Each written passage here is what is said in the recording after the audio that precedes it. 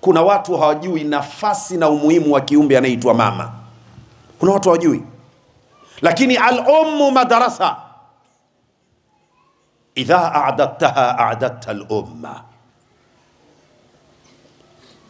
Mashekhi walishindwa kutolewa na wanamume hao. Wamekuja kutolewa na mwanamke kwa sababu asili ya mwanamke ana moyo wa huruma. Ndio asili ya mtu anaitwa mwanamke. Hebu jenga utamaduni wa kusafirisha akili. Vijana wanasema fungulia booster. Wahamalnahum fil barri wal bahr warzaqnahum min at-tayyibat wafaddalnahum ala kathirin mimman khalaqna tafdila. Safiri na aya hiyo ili ujijue nafasi yako mwanadamu. Wewe ni kiumbe wa namna gani? Ama Zanzibari kwa ujumla inasifikana ni mji wa Uislamu. Haikuwa kungine katika miji ya Tanzania kupata sifa kubwa kama kuweni wenye kushukuru kupewa neema hii kwamba Uislamu. Miji mingi sana Tanzania, bali ziko nchi nje ya Tanzania zimekuja kuusoma Uislamu Zanzibar. Ya live kabisa. Basi kama tulisikiliza sana nasaha za Sheikh Mselem na Sheikh Faridi, tuisikilize na itunu ambao Mungu leo ametuletea. Sheikh Mziwanda, Mungu akupe taufiki, akupe kauli thabiti, maneno yako yawe ni silaha katika nyoyo zetu, yaweze kutusaidia katika maisha yetu. Na tumombe Mwenyezi Mungu akupe afya njema inshallah, uweze kudumu katika umri wenye kheri na kuondosha katika hatima njema. Assalamu alaikum. Shafa, tafadhali.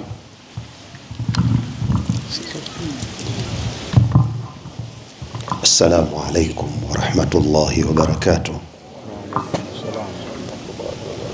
Alhamdulillahi alladhi hadana lihadha wa ma kunna linahtadiya lawla an hadana Allah. Wassalatu wassalamu ala sayyidina rasulillah نبينا وحبيبنا وقدوتنا ومصطفانا محمد صلى الله عليه وسلم ابن عبد الله وآله وصحبه إلى يوم لقاء الله. طلعت الشمس بقدرة الله ونعوذ من شر ما خلق الله وانتشرت الأرض بإرادة الله ولا حول ولا قوة إلا بالله. وبعد، فيقول رب العزة والجلال بعد أعوذ بالله من الشيطان الرجيم: أولم يروا أنا جعلنا حرما آمنا ويتخطف الناس من حولهم أفبالباطل يؤمنون وبنعمة الله هم يكفرون.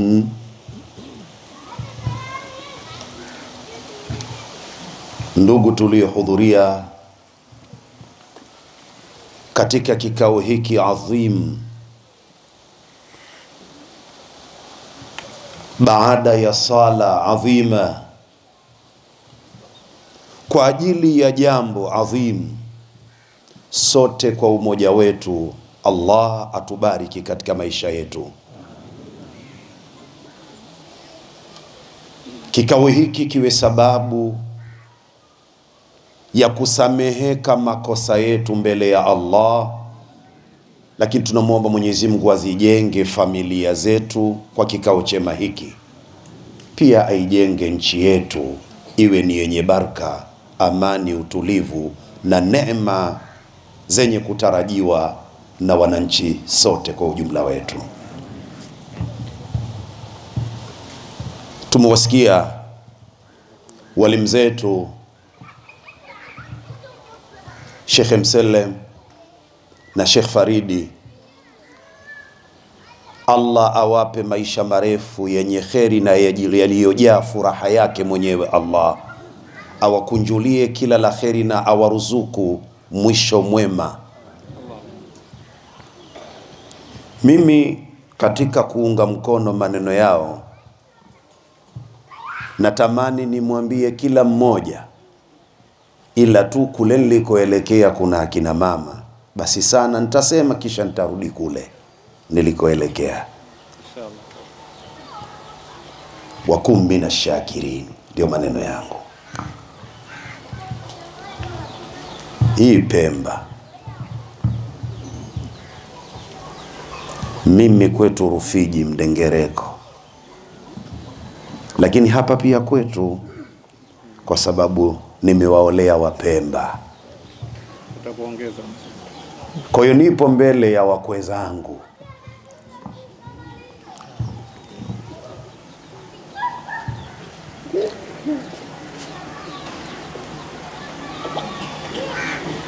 Dunia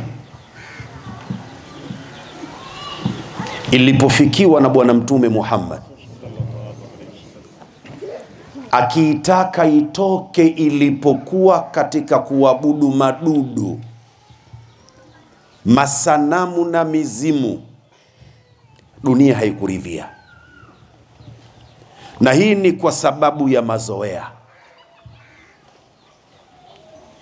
Tunaachaje masanamu yetu? Tunaachaje mizimu yetu? Tunaachaje tuliyoyazoea?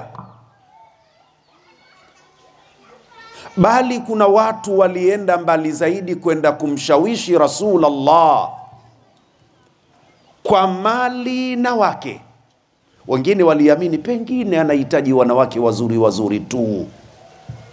Ebu achana na hizo mambo, tutakupa binti zetu wazuri wazuri, dada zetu, ukitaka wake hata 10,000 tutakupa, lakini habari unazotuletea hatuzitaki. Wengine walikwenda kumteweza Rasulullah kwa mali, tutakupa mali.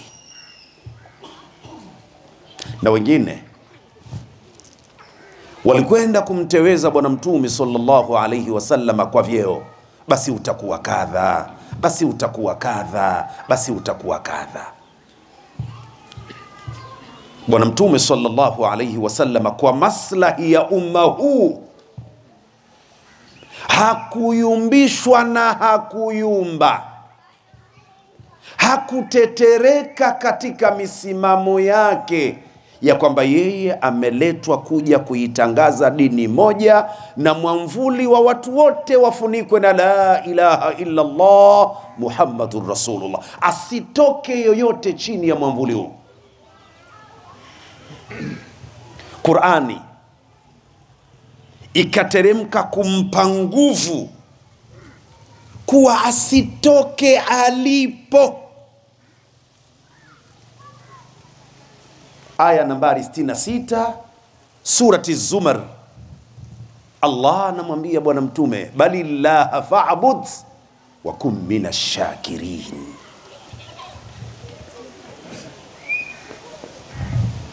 Bali Allah pekee usiumbe, muabudu huyo huyo Allah pekee.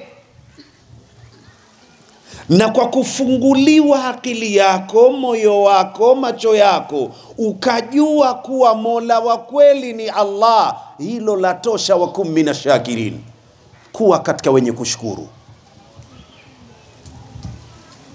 Usitoke kwenye kumwabudu Allah, lakini shukuru kumjua Mola wako wa kweli, muumba wako ni Allah. Usitoke. Wakwe zangu, shemegi zangu wa Pemba, balillaha fa'budu wa kum minash shakirin. Pemba ama Zanzibari kwa ujumla inasifikana ni mji wa Uislamu. Haikuwa kungine katika miji ya Tanzania kupata sifa kubwa kama ilivyokuwa Zanzibar. Hivi mwajua kwamba hii ni tunu, mnatajika nyie mna dini sana? Kama hamjui, jueni. Kama mnajua, thaminini na msitoke hapo. Kama mnavotajwa kwamba Wazanzibari muna dini na dini yenu Uislamu, msitoke hapo. Bakini hapo na endeleeni kumwabudu Allah subhanahu wa ta'ala. Lakini pia kuweni wenye kushukuru kupewa neema hii, kwamba Uislamu, miji mingi sana Tanzania, bali ziko nchi nje ya Tanzania zimekuja kuusoma Uislamu Zanzibar. Mujue Tanzania hii kuna miji inasomwa dini, anaabudiwa Allah, ni wanafunzi wenu. Nyie walimu mnajua kwamba tumeusambaza Uislamu Tanzania hii, bali na nje ya Tanzania, katika nchi za Afrika. Kuna watu wamekuja kusoma huku Zanzibar, Unguja na Pemba.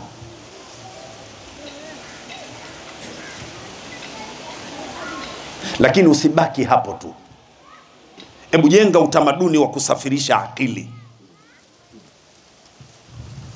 Vijana wanasema fungulia booster akili yako, safiri. Usibaki hapo tu.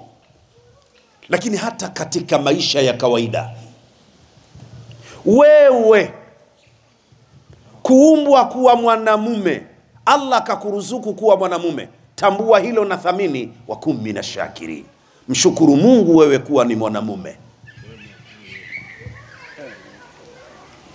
Wewe ukawa baba, una mtoto mmoja, wawili, watatu, wanne, watano, mshukuru Mungu kukuruzuku watoto hao kuwa wewe ndiyo baba yao. Lakini hata yule naye kuumbwa kuwa mwanamke, amshukuru Mungu. Na hao watoto wakawa wewe ndiyo mama yao, mshukuru Mungu.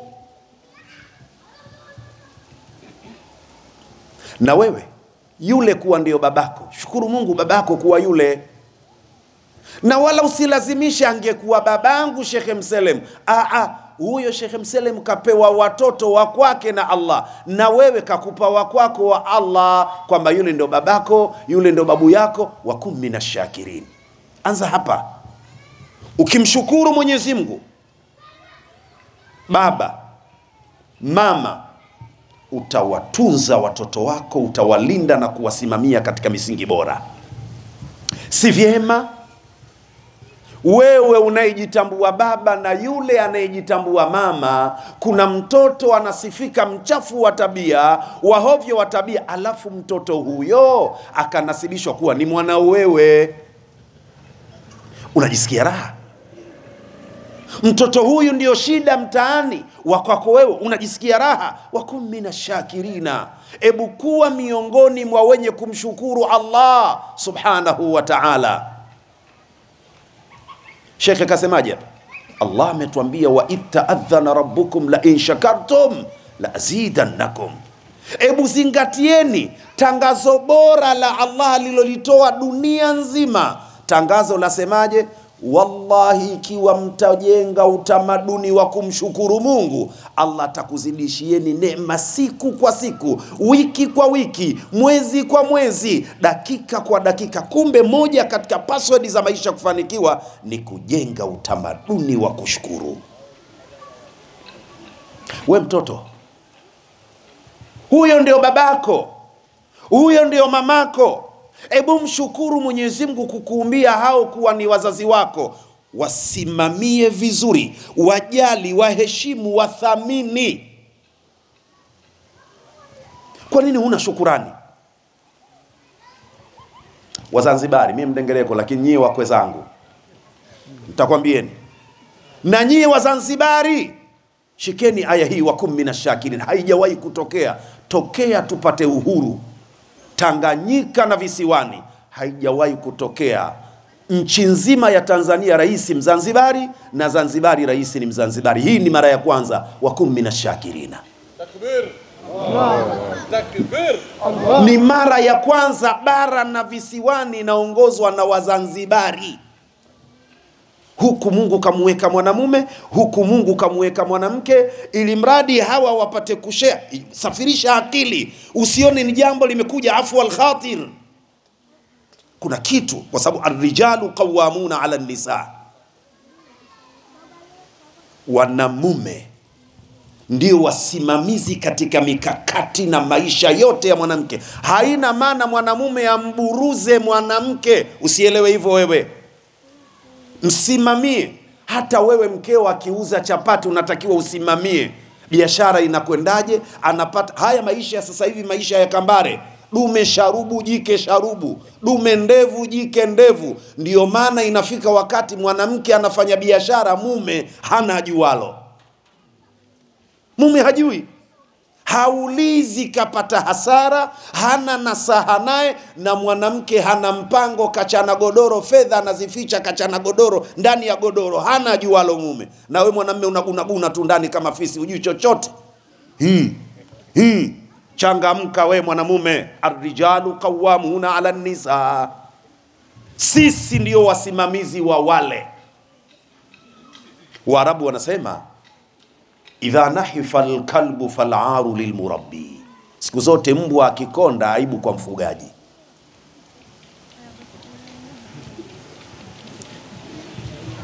Asipopendeza mkeo, fedhea kwako, na mke asipopendeza mumeo, fedhea kwako. Kwa hiyo kila mmoja abaki katika nafasi yake. Wa kum minashakirina, umemtaka mwenyewe.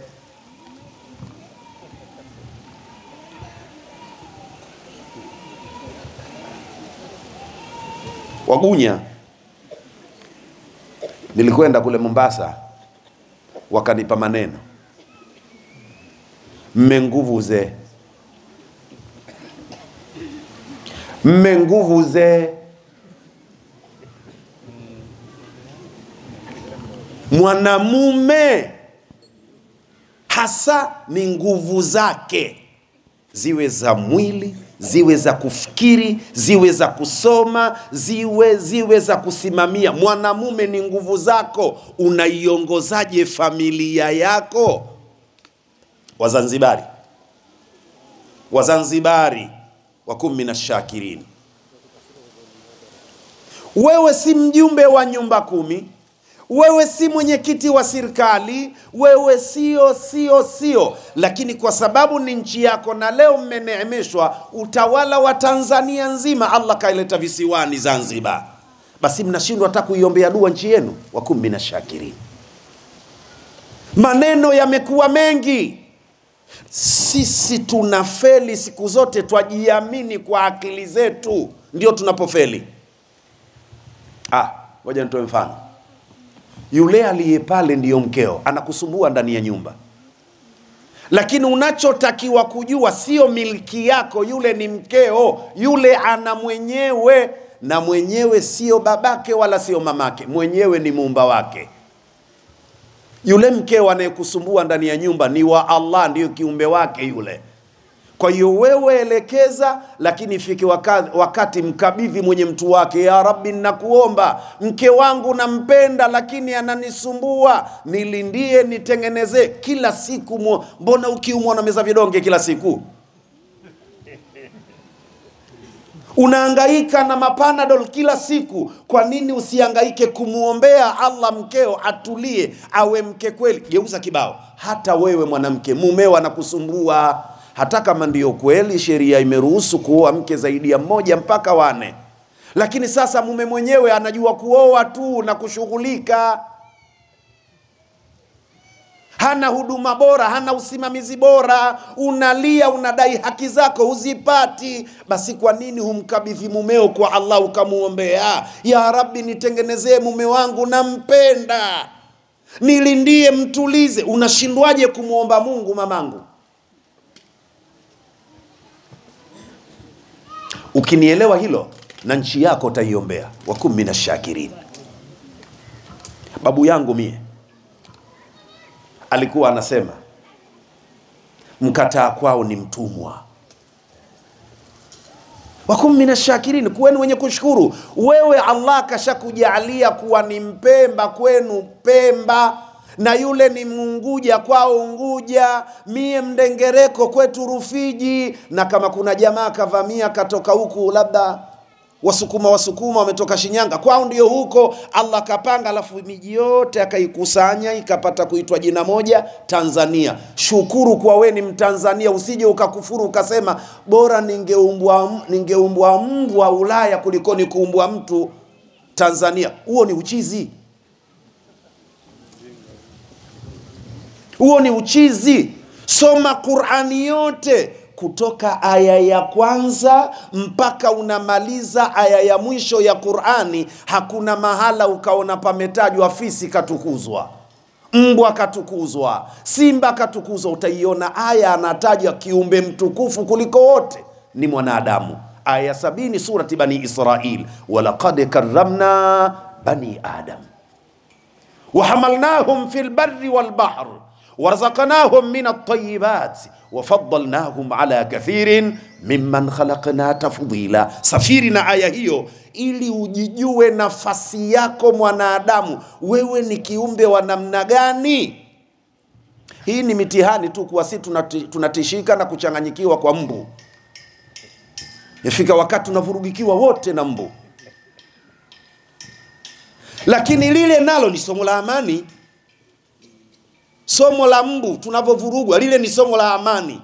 Hakuna mzinga pale, hakuna bomu lilobutuliwa, wala hakuna risasi kidubuasha kimoja kinakuja kinapita sikioni mara 3 tieti, unakosa amani. Mungu anakuletea kunguni 20 tu kwenye godoro lako, unakosa amani. Vipi unataka mabomu ikiwa kunguni unachanganyikiwa ndani? Lile ni somo la amani. Unakosa usingizi, unakosa raha kwa fujo za kunguni tu. Alafu anatoka mtu anakuambia nakinuke. Jamani nyie, Mungu mkarimu. Niliwaambia watu kwa ukarimu wa Allah subhanahu wa ta'ala kapangilia mpaka viungo vyetu. Hivi na mvua za masika Mungu angeamua pua zikae utosini na nyie msovaa kofia, si mshakufa hivi?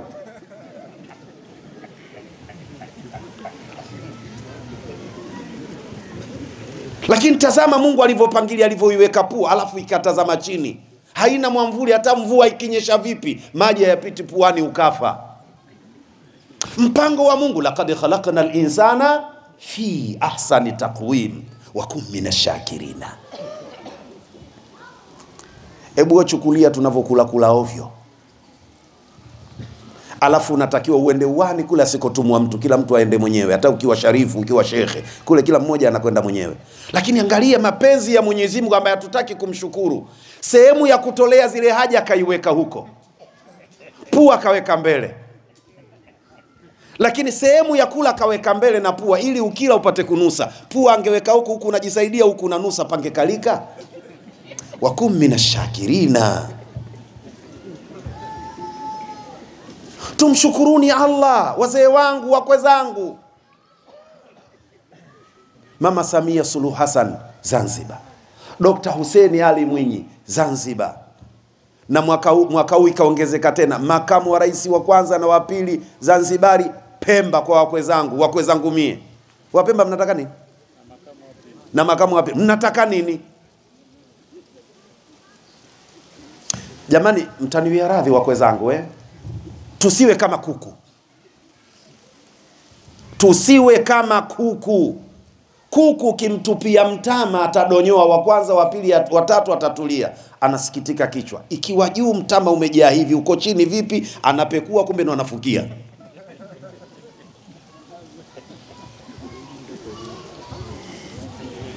Umakini unahitajika. Mwenyezi Mungu amempa mwanadamu madini moja ambayo ni hatari kweli kweli katika maisha ya mwanadamu. Inategemea unaitumiaje madini hiyo. Si nyingine, inaitwa akili. Simba na kutisha kwake ana akili, hata shangazi yake anamtaka.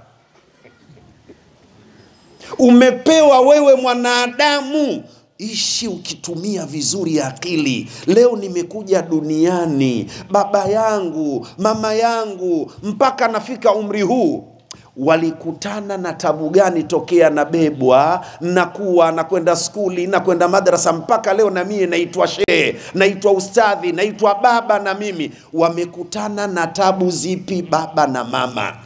Mshukuru Mungu, waheshimu wazazi wako. Kama umesoma una degree moja, babako hana degree, mamako hana degree, isipelekee degree kakutoa akili ukawafedhulikia wazazi wako. Wakum minashakirina. Lakini hata si leo tuaitwa mashehe. Ile kazi anayoifanya mwalimu kukutengeneza ukaita mkakafu, si mchezo. Aini si mchezo. Tunachapwa bakora mpaka inakaa sawa sawa. Unaweza ukatamka chochote. Fei ukasema feli, lamu ukasema limu. mpaka inakaa vizuri. Leo umekuwa watu wanakuheshimu kuliko mwalimu wako aliokuandaa kule madrasa. Wakum minashakirina, muheshimu yule mwalimu. Dunia ya leo ya siasa ya vyama vingi, demokrasia, dunia ya demokrasia ad-demokrati, dunia hii ukifuatilia vile wanavyotaka wao sivyo ilivyo. Wanavyotaka wao ni dunia ya siasa ya ujeuri. Ndiyo falsafa yake, siasa ya ujeuri. Yani wanaamini demokrasia ni kuongea chochote wakati wowote mahala popote. Alafu bahati mbaya mchezo huu na sisi Waislamu tunauingia tukatukanana. Muislamu anakaa kwenye jukwaa anaporomosha matusi. Yani ndio unatuambia sisi rais wetu wewe nyamitusi. Haiwezekani. Basi na Waislamu hata kuinua vichwa. Yani huyu ndo anataka nchi lakini ndo mitusi hii anatukana. Wakum minashakirin, Mungu kakupa akili, tumia akili sawa sawa. Anakuja mtu anakuambia yeye familia yake yote ipo Ulaya. Alafu anaongea maneno magumu magumu, tafsiri yake nini? Kikinuka yeye pasipoti anayo naondoka. Haya wewe shemeji yangu Mpemba una pasipoti? Ukimbie Tanzania kuondoka nchi hii kwa pasipoti. Usidhani utabeba kiroba cha karafuu unaondoka nacho, pasipoti. Asije mtu akakuvuruga akili. Na shamba langu Allah kajalia la karafuu la minazi natakiwa nilitunze, ndio kwenye riziki yangu hapa. Anakuja mtu anakuvuruga uondoke uache shamba lako uende ugenini. Si kazi rahisi. Ukisoma tarikh, Islamic history, utaona namna gani masahaba walivyotaabika, walivyofukuzwa, au ilipotokea matatizo Maka kuhama kwenda miji ya ugenini. Tabu gani wamekutana nazo? Soma pale kabla hoja likoroga. Wal aqilu manita'adha li ghairi. Suala hili la amani, na kuombeni sana mama zangu mtusaidie. Kuna watu hawajui nafasi na umuhimu wa kiumbe anaitwa mama. Kuna watu hawajui. Lakini al-ummu madrasa. Idha a'dadtaha a'dadta al-umma. Mashekhi walishindwa kutolewa na wanamume hao. Wamekuja kutolewa na mwanamke kwa sababu asili ya mwanamke ana moyo wa huruma. Ndio asili ya mtu anaitwa mwanamke. Ukimuona mwanamke ana huruma basi ujue huyo ana elementi za kidume dume. Hawakushtuka kama vile kule kuna watu. Mama kaja kaguswa, si kwa hawa tu kama alivyosema Sheikh Faridi, bali kwa watu wote waliokuwa gerezani kwa muda mrefu hawajahukumiwa na kesi zao hazijasomwa. Mpaka lini? Mama zangu, tumieni nafasi zenu kutusaidia. Tuleleeni watoto wetu, kaeni kwenye nafasi aliyokupeni Allah subhanahu wa ta'ala. Nyinyi ni walezi na nyinyi ndio wasimamizi wa nyumba. Kaeni hapo hapo. Nyinyi ndio walezi. Msomi mmoja alipata kusema jambo lako lolote ukitaka lifane, ukiona lina shida wakabidhi wanawake, limekwisha. Shekhe, ukitaka athibitisho kuwa shekhe, wakabidhi wanawake. Shekhe, mkitaka kumharibu waambie wanawake. Yani vile unavyotaka wewe, wanawake wanaweza. Na kwa ushahidi Qur'ani imewataja wanawake, utabadilisha mwenyewe tu Kiswahili. Inna kaida kunna azim. Hakika vituko vyenu, mbinu zenu nyie jamaa kiboko.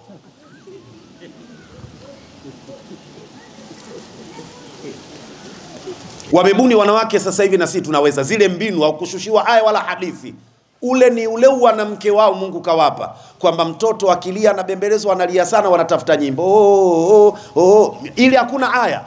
Ubunifu wa wanawake. Mtoto atalala mwenyewe kwa nyimbo za mwanamke, kaimba hii kaweka hii.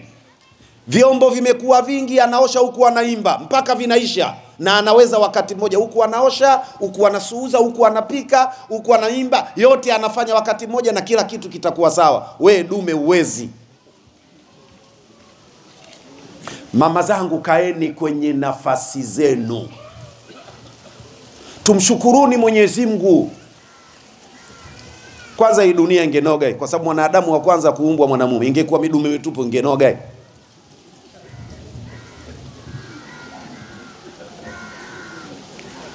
Hainogi dunia, sikudanganya mtu, mpaka wale wawepo ndio dunia inakuwa tamu. Na ndio maana Bwana Mtume Muhammad sallallahu alaihi wasallam akataja moja katika utamu nambari moja wa dunia ni wale jamaa. Utamu nambari moja, ad-dunya kulluha mata'un wa khairu mata'iha al-mar'atu as-salihah. Hii dunia yote ni burudani tupu. Burudani ya kwanza iliyo bora kumpata mwanamke. Mtu anakuambia mwanamke mwema, unaambiwa starehe. Sasa starehe na kuabudu wapi na wapi? Kimefichwa kitu hapa. Sio mwanamke wenye kuabudu, mwanamke fundi anayejua huyu mume wangu sasa hivi anataka kwenda kondeni, ni muandalie nini? Karudi anataka kwenda kusomesha, ni muandalie nini? Anataka kwenda kuswali, ni muandalie nini? Mwanamke mwenye kujiheshimu na kujitambua na kujua majukumu yake mbele ya mumewe. Lakini si kama haitoshi, Bwana Mtume sallallahu alaihi wasallam akakutajeni akasema, pepo iko chini ya miguu yenu. Mwanamume afanye yote, akitaka pepo lazima atafute njia ya kuwaridhisha wazazi wake. Mwanamke, aljannatu tahta aqdami al-ummahat. Tunaposema amani, maana yake tunawaomba mama zetu mukae nafasi zenu. Muna mbinu ya kututuliza sisi, yale aliyosema Sheikh Faridi ya kusema tunalinda kura. Kura zinahesabiwa ndani, unalinda nje. Wewe unalinda? Nyie huoni kwamba wazimu? Kura ziko ndani, wewe uko nje, unalindaje? Yani alhamdulillah. Unajua kuna mambo mengine tunaishi ndo tushazoea. Ni sawa sawa na ofisi ambayo ndani na mali ya mabilioni, alafu mlinzi ana bakora au kirungu cha Masai, au ana kirungu cha hivi. Ana mlinzi huyu anangojea tu hapa. Mabilioni ya fedha yako ndani na kirungu cha Masai na bakora, ana jiti refu la kufuzia ng'ombe. Ya subhana.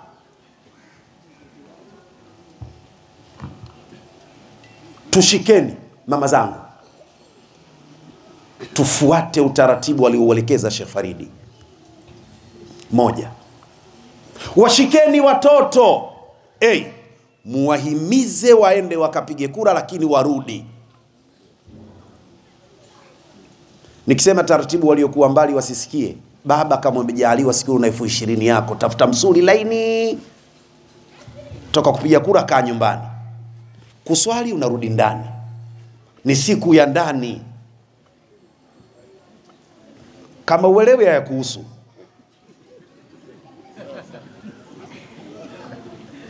Kuna mzee mmoja, wazee wanamjua au walikuwa wanamjua. Alikuwa anaigiza michezo zamani.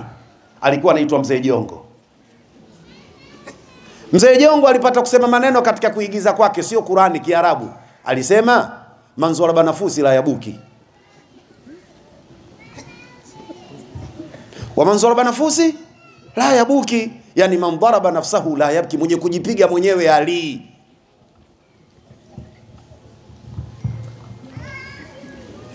Tusiende kuwachokoza askari watugonge, alafu tuongope mpango wa Mungu. Tufateni taratibu. Ikizidi hapo tuombeni dua kama alivyotuombea Sheikh Faridi. Mwenyezi Mungu wale wote wenye nafasi katika uchaguzi, Allah awaruzuku uadilifu na ukweli, wasiwe na dhulma. Tudumuni kumwomba Mwenyezi Mungu. Ipo siku Mungu atapokea dua zetu. Kama kweli zipo, ipo siku Mungu atapokea. Kama kweli zipo hizo dhulma. Tanzania hii, Shekhe, kuna vitu vya ajabu sana. Sijui huku kwa wakwe zangu Pemba. Yaani utakuta serikali imetumia gharama kubwa kutengeneza barabara. Sasa kwa sababu wanapita bodaboda kwa spidi, mtu anakuja na suruna na yeye atengeneza tuta. Shekhe, hii elimu, kandarasi ni elimu. Muadhini naye anakuja kutengeneza tuta. Tuta lina utaratibu na viwango. Kwa hiyo naomba nieleweke, na kwa sababu muda umekimbia, Nifunge maneno yangu kwenye aya nambari 57, nitapita kwa kukimbia ili iwe ndio maneno yangu kama nimeeleweka. Mwenyezi Mungu aliwaambia Waarabu 57 Ankabut, surati al-Ankabuti aya nambari 57, au aya moja kabla ya mwisho. Sura ina aya 58. Allah aliwaambia Waarabu, na hii watu wa balagha wanasema mimbabi iyaki a'ni fasma'i ya jara. Usibakishe waliambiwa Waarabu tunawe chukua kwenye maisha yako. Awalam yarau anna ja'alna haraban amina. Hivi hawaoni Waarabu kwamba sisi tumeifanya ardhi yao kuwa ni ardhi tukufu yenye amani? Hawalioni kujaliwa amani kwamba kwao ni zawadi? Wayutakhatafu nasu min haulihim, hali ya kuwa nchi jirani pembezoni watu wananyakuliwa, wanachukwa wanawakuta wenzao wanakongotwa. Angalia nchi jirani, hawaoni? Afabil batili yu'minuna, hivi kwa mambo ya hovyo wao ndio wanaamini na kuyakumbatia? Wa bi ni'matillahi hum yakfuruna, na neema hii ya amani aliyowapa Mwenyezi Mungu wao wanaitelekeza na kuikataa. Jamani, wenzetu wanateseka. Usisikie suala la machafuko Kongo wapi, tusiombe. Wale wa Dar es Salaam wenzangu ninawaambia, mimi mwaka ule natoka zangu nchi jirani, ndo ninarudi mabomu ya Mbagala liwe kutokea kule. Imetokea mama kaacha mwanawe kabeba bata, wallahi mzinga umetoka, sio kwamba kaelekezewa mtu, imebutuka kambini. Kaacha mwanawe kabeba bata. Kuna mwingine kaacha t-shirt singlet nyeupe kabeba kaweka begani, ataenda kuvaa mbele gagulo la mkewe. Ni mambo ya aibu. Usisikie suala la vita, sikudanganye mtu. Wengine hawana wazazi, si tuna wazazi wetu vizee hapa. Vije vita vizee hivi tutaviweka wapi? Mabwana, amani, na tuiombe amani, tuiombe nchi yetu amani, na viongozi wetu, na nyinyi wakwe zangu wa Zanzibari, wa Pemba kwa ujumla, iombeeni nchi, kwa sababu nyinyi ofa kubwa imekuja kwenu. Zanzibar, Mzanzibari, bara naseme nchi nzima Mzanzibari. Mungu awabariki nyote na wajalie kila la kheri, na ardhi nchi yetu Mwenyezi Mungu aifanye kuwa amani na utulivu, atujalie uadilifu na ukweli, na tupendane kikweli kweli, atudumishe tuishi kwa kupendana na kusaidiana kwa fadhila zake. Hadha wabillahi tawfiqi, wassalamu alaikum wa rahmatullahi wa barakatuh.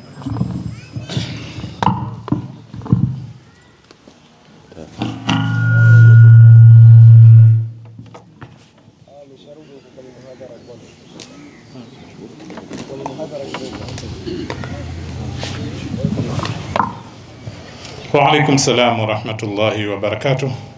Shukran za dhati kwa kile ambacho Mwenyezi Mungu amekupeni mashekhe wetu kuja kutuletea sisi. Bila shaka ni zawadi kubwa sana, na sisi tuna wajibu wa kuyapokea haya, kwa sababu ni maneno yenye thamani kubwa sana. Kilichobakia sasa hivi tufanyeni utulivu kidogo, na namuomba Sheikh Said Nasor atuongoze katika swala zima la dua, kwa sababu ni muhimu sana kufanya dua. Au hatuhitaji amani? Hatuhitaji usalama? Tunahitaji. Mwenyezi Mungu ni mwenye nguvu, aliyeumba dunia na vilivyomo, na sisi akatutawalisha dunia hii. Katika ufalme mkubwa ni wa akili. Shekhe amesema hapa maadini muhimu sana tuliopewa. Sasa akili zetu tuzitumie kwa kumuomba Allah atudumishe katika kheri ndani ya umri wetu wote inshallah. Sheikh tafadhali. Assalamu alaikum wa rahmatullahi wa barakatuh. Kwa bahati bihudhur al-ulama wa ana mu'min bi annahum arifuna billah, ni wenye kumjua Mwenyezi Mungu. Mimi nitatoa neno la shukrani kwa niaba ya wote. Baada ya hapo dua vile vile nitaelekeza meza kuu tuongoze katika hilo. Wazee kwa ujumla, shekhe wetu Sheikh Mzewanda, Sheikh Farid Shemsele, tunashukuru kwa sadaka ambayo mmeiacha hapa Pemba, kwa sadaka ambayo mmeiacha Zanzibar, kwa sadaka ambayo mmeiacha Tanzania. Qadiman qila man raa laysa kaman samia, mwenye kuona kama yule ambaye man raa laysa kaman samia. Tumeona wallahi, mimi binafsi niseme kwamba istinbat na kaifiyati tawsili almawduat, kaanza Sheikh Mselem, kaja Sheikh Farid, kaja Sheikh Mziwanda, haya yote yamekuja kuhakikisha kwamba sisi bado mbavu zetu ni changa sana, lakini tunao mashekhe wetu wazee. Isiwe kila mara Pemba, kosa ni lipi? Isiwe kila mara Zanzibar, kosa ni lipi? Tumekuja kuhutubiwa na wenzetu hawa tena kwa hikma sana. Mwanasiasa kukwambia kwamba borrow me your brain, ni azime ubongo wako nitakuletea baadaye, akifanya mambo yake, hiyo sio falsafa. Kwa kweli hakuna mtu ambaye ataweza kubadilisha ubao wako wa genge, ndo huo. Atakwambia fanya hili, ikitokea adhara ni shida. Tukiwa kwenye timu za mpira, na mimi ni mchezaji mpira mzuri, usione kitambe hichi first 11, utakwambia jamaa mzuri kweli kweli, lakini siku kiteuka mguu tu hakupitii nyumbani.